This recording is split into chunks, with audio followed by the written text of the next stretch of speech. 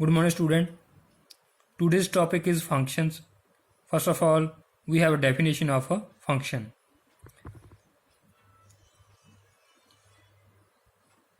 Function is defined from the relations. So, a relation f from set A to B is said to be a function. कोई relation होगा, ठीक है, उसका f से denote किया जाता है, तो उसे फंक्शन कब कहेंगे? If every element of set A has one and only one image, मतलब ए के हर एक सेट की ओनली एक ही इमेज बी सेट में होनी चाहिए. अगर एक से ज़्यादा इमेजेस आ रही हैं तो वो फंक्शन नहीं होगा. ठीक है, only one and one image in set B. तो ये आपने ध्यान रखना है. जैसे मैंने एक एग्जांपल लिया, जहाँ पर देखो हमें कुछ रिलेशन गिवन है 2 1 4 2 6 1, मतलब 2 मैप कहाँ पर हो रहा है? 1 पर, 4 2 पर, 6 1 पर. ये हमने रिलेशन में चेक किया था कि जो फर्स्ट वाले एलिमेंट हैं ये ए सेट के आते हैं. मान लो ये सेट ए है, ये बी के है, और जो सेकंड वाले हैं वो बी के जा रहे हैं. ठीक है, ए से बी तक आपका फंक्शन डिफाइन हो रखा है. तो 2 मैप हो रहा है 1 पर एंड 4 मैप हो रहा है 2 पर. सिमिलर 6 मैप हो रहा है 1 पर. देखो 2 की इमेज है एंड 6 की भी इमेज पड़ी है यहाँ पर, और 4 की भी कोई ना कोई इमेज पड़ी है. मतलब जितने भी एलिमेंट हैं सभी की इमेज है. 2 की एक इमेज है, 6 की भी एक इमेज है, 4 की भी एक इमेज है. तो हर एक सेट की, ए के हर एक सेट की बी सेट में एक ही इमेज पड़ी है, एक से ज़्यादा इमेजेस तो नहीं है. तो दिस इज़ द फंक्शन. अगर मैं सेकंड एग्जांपल लूँ, जैसे 1 1 पर, 2 1 2 पर, 2 3 पर और 3 4 पर. 1 1 पर मैप हो गया, लेकिन 1 2 पर भी मैप हो गया. तो एक एलिमेंट की 2 इमेजेस आ गई. अगर इमेज एक से ज़्यादा आ गई तो वो फंक्शन नहीं होगा. This is a not a function. ठीक है, तो इनको ऐसे डिफाइन कर सकते हैं. देखो 1 1 पर मैप हो गया, 1 2 पर 2 इमेजेस आ गई, तो this is not a function because of 2 images. और थर्ड में हर एक की सिंगल इमेज है, तो ये फंक्शन हमारा बन जाएगा. Next, domain, codomain and range. Domain क्या होती है? Set A is called domain. जो ए सेट होता है वो डोमेन होती है. ठीक है, जैसे ये डोमेन बन जाएगी. और सेट बी होता है, सारा set B, that is codomain. लेकिन जो रेंज होती है, रेंज में वही एलिमेंट आते हैं जो फंक्शन में मैप होते हैं, जो दूसरे एलिमेंट के साथ मैप होते हैं. जैसे 1 मैप है 2 के साथ, 2 3 के साथ, ये 2 3 4 5 ये हमारी रेंज में आ जाएंगे. ठीक है, लेकिन कोडोमेन में ये सारे आ जाएंगे. अगर मैं 6 ले लूँ अलग से, तो कोडोमेन में साथ में 6 भी आ जाएगा. ठीक है, वो सेट सारा होता है अभी, लेकिन रेंज में वही एलिमेंट लेने हैं जो आपके मैपिंग में, रिलेशन में डिफाइंड है. ठीक है, नेक्स्ट हमारे पास कुछ फंक्शंस हैं. First of identity function. Identity function मैंने डिफाइन किया R to R, मतलब इनपुट रियल नंबर देंगे और उसका जो सेट आएगा, न्यू सेट फंक्शन के बाद, वो भी रियल नंबर ही आएगा, रियल नंबर पर. तो fx इक्वल टू fx, इसको ऐसे डिफाइन किया जाता है. आप कोई भी वैल्यू पुट करो, उसका आंसर सेम आए तो उसे बोल देते हैं हम आइडेंटिटी फंक्शन. 1 पुट करोगे 1, 2 पुट करोगे 2, -1 पुट करोगे -1, तो ऐसे में फंक्शन आपका सेम आता है. तो इसको ऐसे हम ग्राफ पे ड्रा भी कर सकते हैं. तो this is x equal to y line, क्योंकि x और y हमेशा इक्वल चल रहे हैं, 2 2 पे, 3 3 पे, 4 4 पे, ऐसे. This is the identity function. Constant function. Constant means आप कोई भी वैल्यू पुट करो, आपकी वैल्यू जो नेक्स्ट सेट में आ रही है, मतलब जो रेंज आ रही है, वो एक ही आए. जैसे मैंने एग्जांपल ले ली, फंक्शन R to R है, fx इक्वल टू 2. 1 पुट करूँगा तो भी 2 आएगा, 3 पुट करूँगा तो भी 2 आएगा, क्योंकि इधर कुछ पुट करने के लिए है ही नहीं, जस्ट 2 है. तो आपकी रेंज हमेशा 2 रहेगी. ठीक है, तो इसमें इन्होंने क्या ले लिया? fx इक्वल टू a ले लिया 2 की जगह. तो ये लाइन हमेशा पैरेलल होगी एक्स एक्सिस के, तो इसे बोल देते हैं कांस्टेंट फंक्शन, कि वैल्यू यहाँ पर चेंज नहीं हो रही.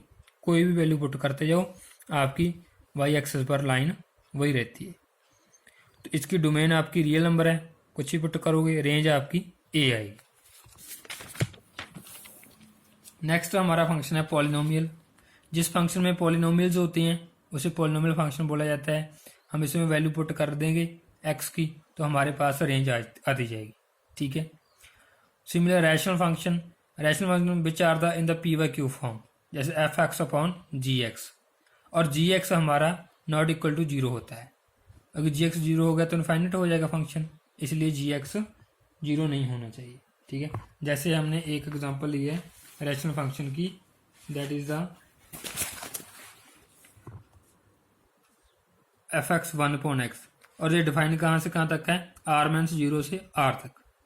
आर मैंस जीरो क्यों लिया है, क्योंकि अगर आप आर की वैल्यू जीरो पुट कर दोगे तो 1.0 आएगी, ये तो रेंज इसकी इनफाइनाइट तक चली गई, तो ये वेल डिफाइन नहीं होगा, इसलिए हम जीरो नहीं पुट करेंगे। डिनोमिनेटर और जीरो भी नहीं होता, ठीक है, तो हम इसको आर मैंस जीरो से आर तक लेंगे।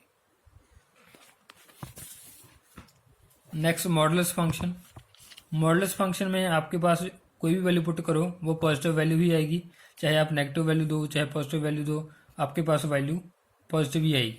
1 दोगे तो 1 आ रहा है, 2 3 आ रहा है, अगर माइनस 1 पुट करोगे तो भी 1 आएगा, क्योंकि मॉडुलस वैल्यू क्या होती है आपकी पॉजिटिव होके आ जाती है, ठीक है, मॉडुलस उसे पॉजिटिव कर देता है। इसको ऐसे भी बोल सकते हैं कि एक्स की वैल्यू अगर greater than equal to zero है तो एक्स आएगा, अगर लेस देन जीरो है तो माइनस एक्स आएगा, ठीक है। तो और माइनस माइनस वो क्या हो जाता है, प्लस हो जाता है। नेक्स्ट हमारे पास greatest integer function. Greatest integer function का क्या है कि greatest integer not greater than the given number, मतलब जो भी नंबर गिवन है उससे ग्रेटर वैल्यू आपकी नहीं आएगी। इसका ये साइन होता है क्रॉस प्रोडक्ट का।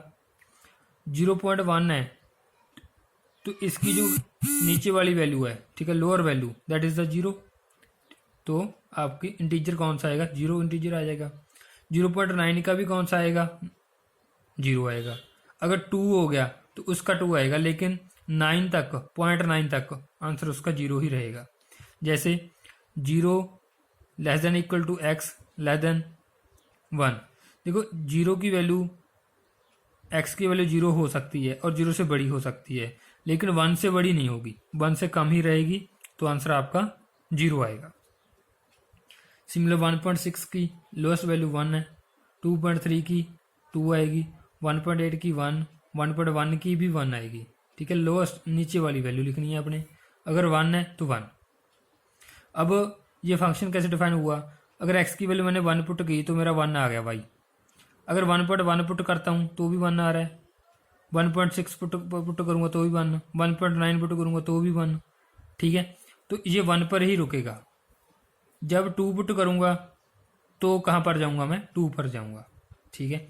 और 2.1 2.3 2.9 तक ये 2 पर ही रहेगी, 3 पे जाएगी, तो इसे बोलते हैं स्टेप फंक्शन, ठीक है। नेक्स्ट हमारे पास क्वेश्चंस आ जाते हैं एक्सरसाइज के। इसमें हमने बताना है कि कौन सा फंक्शन है कौन सा नहीं है। तो जैसे फर्स्ट वाला ये डिफाइन किया रखा है कि एक इमेज आ रही है सभी की, ठीक है, लेकिन सभी की इमेज तो आ रही है ना, तो दिस इज अ फंक्शन, ठीक है। तो नेक्स्ट वाले भी ये दोनों फंक्शन बन जाएंगे, ठीक है। लेकिन ये जो है देखो 2 है,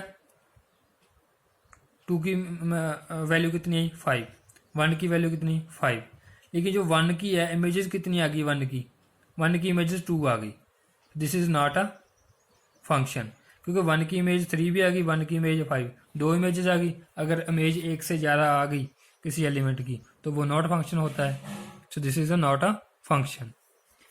सिमिलर हम रेंज और डोमेन निकाल सकते हैं। जैसे हमें ये फंक्शन दे दिया, ठीक है, मैंस मॉड एक्स, अब mod X greater than equal to zero होता है, अगर मैंस के साथ मल्टीप्लाई कर दूंगा, मैं ये चीज़ लेके आनी है, तो मेरी जो इक्वालिटी है वो चेंज हो जाएगी। मीन्स जो एफ एक्स है वो क्या आएगा, जीरो से लेस आएगा, जीरो से लेस -1 -2 -3 -20 तक जाएगा, तो रेंज आ गई -20 से 0। सिमिलर इसकी मैंने डोमेन निकालनी है, डोमेन निकालने के लिए एक्स की एंट्री चेक करूंगा तो एक्स की वैल्यू निकालनी पड़ेगी। तो इस फंक्शन से एक्स की वैल्यू कितनी आएगी, -3 से बड़ी और 3 से स्मॉल, तो मेरे डोमेन आ गई -3 से 3 तक। सिमिलर रेंज फाइंड आउट कर लेंगे हम, ठीक है। और इस तरह आपने जो 2.3 एक्सरसाइज है ये कंप्लीट कर लेनी है। इसकी PDF आपको वीडियो के साथ मिल जाएगी। Thank you.